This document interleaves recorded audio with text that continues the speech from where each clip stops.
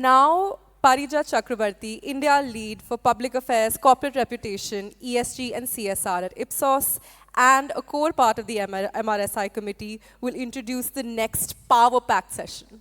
Hello, friends, colleagues, me again. But this time to introduce another very important person for our today's sessions, and you can say one of the star attractions of today.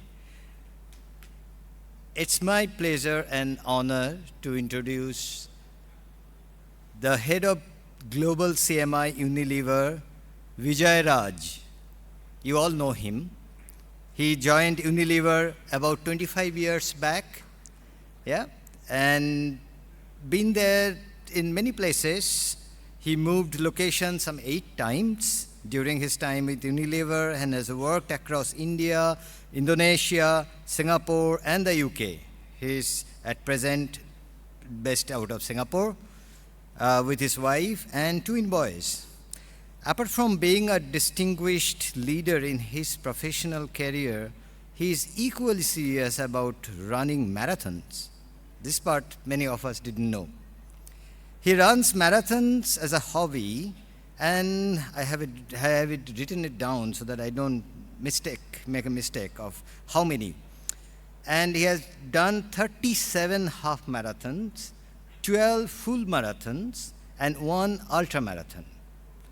I'm sure he will be happy to know that MRSI is taking initiatives around sports, and we are trying to improve our fun and fitness quotient better for the industry. Vijay, the stage is yours. Ladies and gentlemen, please welcome Vijay with a round of applause. Great, thanks for that. So look, I have the task of standing between you and the bars, so I'll try and keep this brief. And I was asked to sum up and sort of summarize today's sessions, and for that simple reason, you will not see any slides. And I did start the day by making copious notes on each of the presentations, but I very quickly realized that it's going to be a bit of a fool's errand to try and summarize the wonderful presentations that have already been made. So I'm not going to try and do that, but instead what I'll do is I'll take a bit of a helicopter view of what I heard during the course of today. And before I do that, a bit of a context. And I, in my mind, have a mental framework of how research and insights works, and really in my mind it works at 3 levels. At the base level is all about identifying wow insights. This is all about having robust tools, systems, processes, all combined with an incredible intuition to actually identify those wow insights. You then move to the next level, which is all about insight into action. And here, very simply put, this is moving away from doing market research to marketing the research. This is about engaging stakeholders with the insights to move from awareness to consideration to actually acting upon it. And then at the highest level is about insight to transformation. And again, very simply put, as an industry, we've fought very hard over the past few decades to have a seat at the table.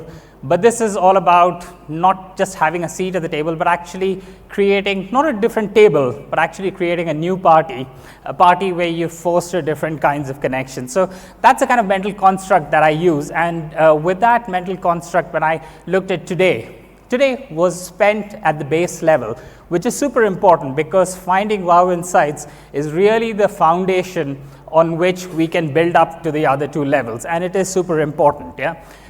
So with that, there were really 5 themes that I kind of noted today. The first was about embracing AI to improve our efficiency and our effectiveness. So there was the paper from TNS which talked about using Qual AI, using AI in Qual to actually parse through scripts which were as voluminous as an entire novel.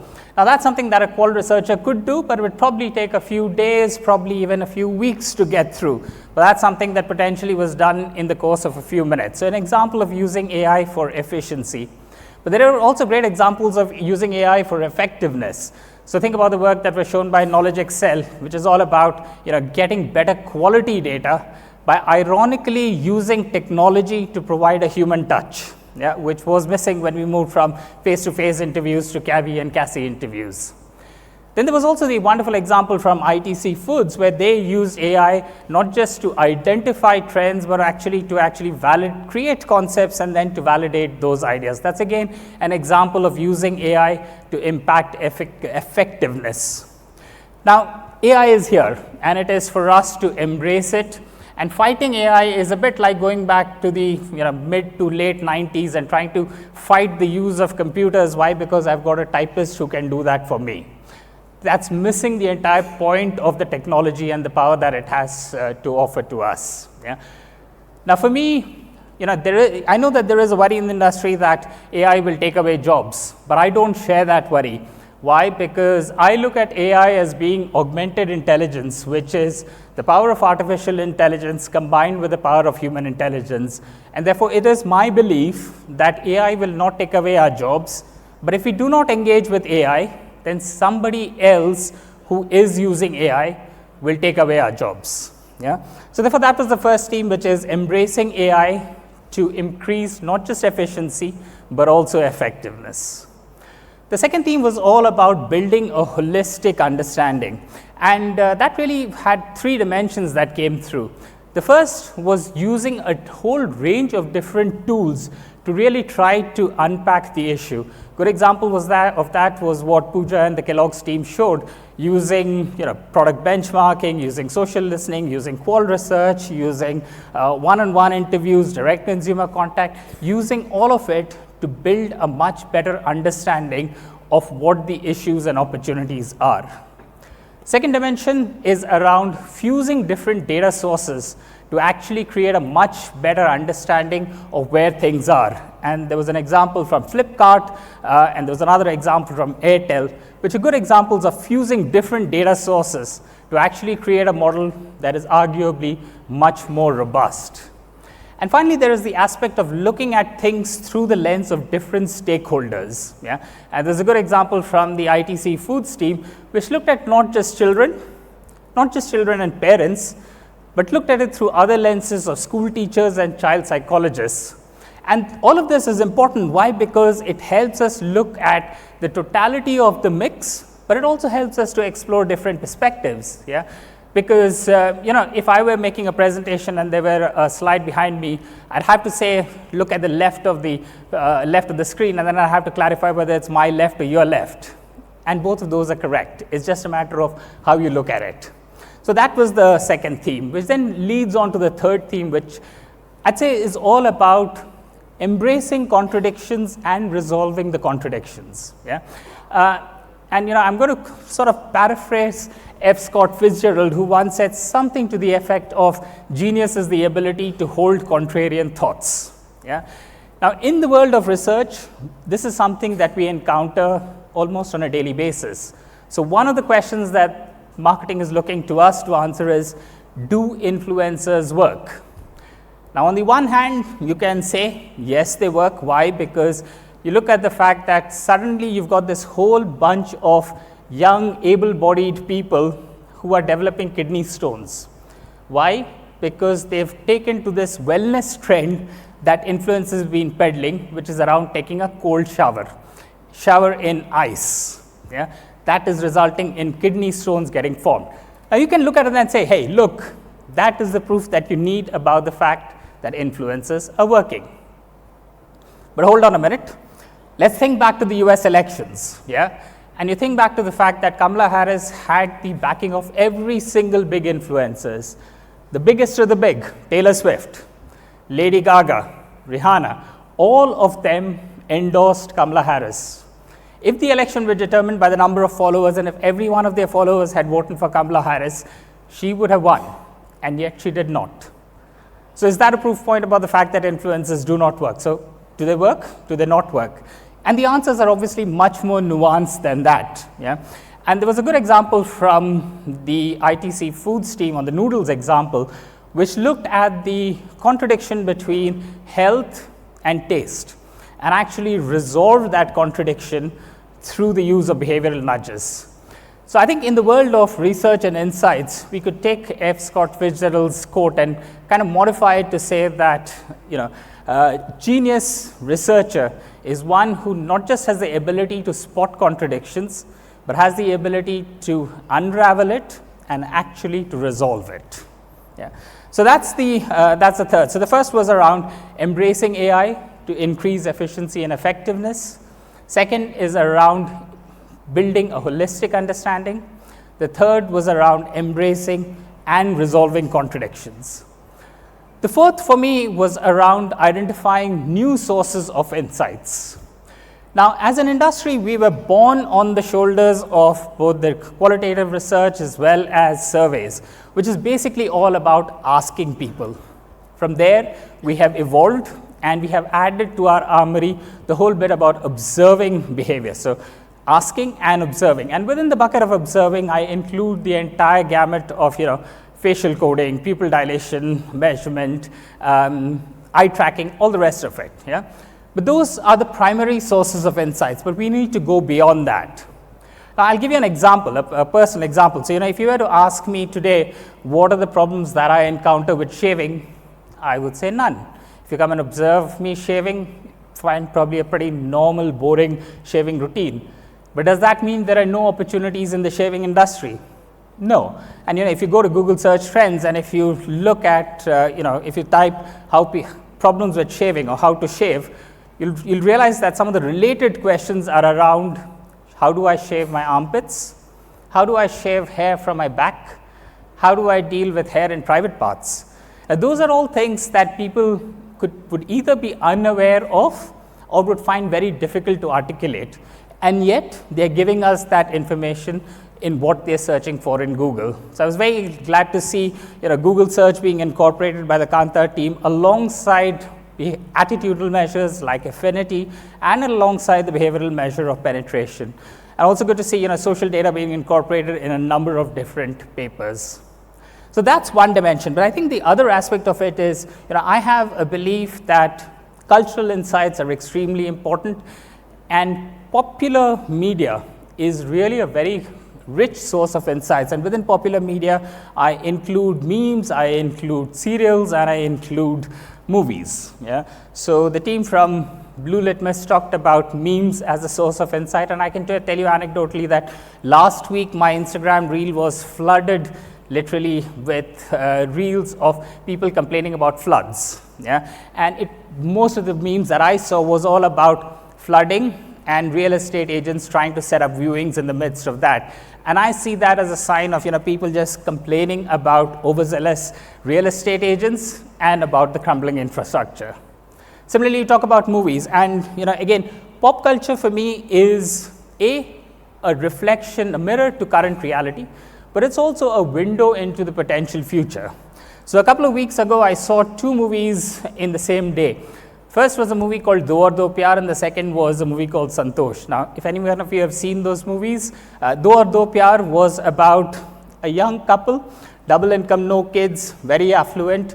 Now, double income, no kids is a new phenomenon. And I read a stat that 29% of households in India are now double income, no kids. I don't have a way of verifying that, but it does tell me that it is something that is happening.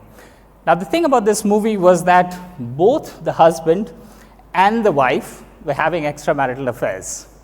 Now, that surely is not a reflection of current reality, though for a number of married people in this room, it might be aspirational.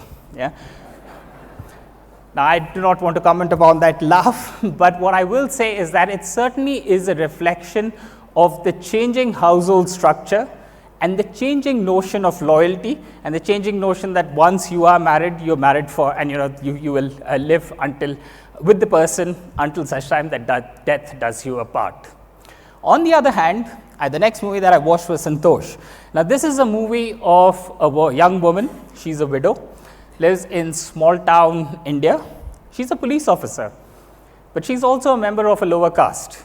And therefore, it really shows the struggles that she has and how society really doesn't give her her just due. Yeah? And you can say that is a contradiction, and that's really the contradiction that Ramki talked about. And it provides a great insight and a great fertile territory for marketers to really tap into. Yeah? So that's the fourth theme around, let's start to look for new sources of insights. And the fifth and the final theme is around, let's start to create models and frameworks that are both more predictive, and more future-proofed. And those are two different dimensions. So let's start with predictive. So I really like the paper from Airtel, where they took NPS, the metric NPS, which is really much maligned within the world of marketing. Why? Because it really means nothing, it predicts nothing. And yet what they did is they added onto it new variables and created a new metric, contextualized NPS, which now predicts churn. Now that is predictive, that is useful information that the business can act upon. Yeah. Similarly, today a lot of the frameworks that we create are pretty static. Yeah. So you think about consumer journeys, you think about demand spaces, they're all a reflection at a point in time. So if you were working in an FMCG company and 2 years ago you did a consumer journey study, you'd been very happy with it, got lots of kudos, done lots of actions with it, but then you blinked and 2 years later, it is completely useless. Why? Because blink it happened and all the entire consumer purchase journey went out of the window. Yeah? Think about demand spaces and the fact that it describes how people consume, why they consume at a certain point in time, but that can get disrupted by technology. And that technology need not just be in the form of a new app. It could be something as simple as GLP-1 drugs, which suddenly become very popular overnight, change eating habits, but then they have a knock-on impact on how your body looks, what kind of clothes you wish to wear, etc., etc.